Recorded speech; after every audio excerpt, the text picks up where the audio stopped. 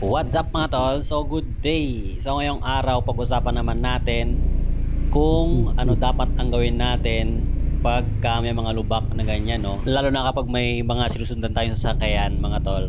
Okay, so kailangan natin mag-focus pagka ganun. Ang dapat nyong gawin mga tol is dumistansya lang kayo dun sa mga nasa harap nyong sasakyan. Lalo na pagka 4 wheels yung nasa harap nyo.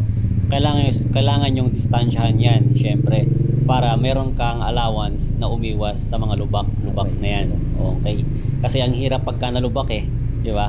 Minsan nagugulat ka na lang, minsan talagang dediretso ka talaga dun sa butas Kaya ang payo ko sa inyo, dumistansya kayo sa mga sasakyan na nasa harapan ninyo.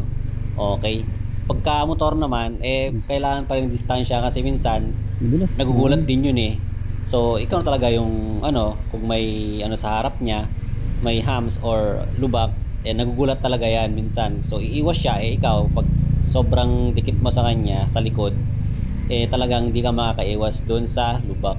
Kaya, payo ko sa inyo mga tol, keep distance always. Okay? Ride safe everyone mga tol. Bye-bye. Once again, this is Motonatics.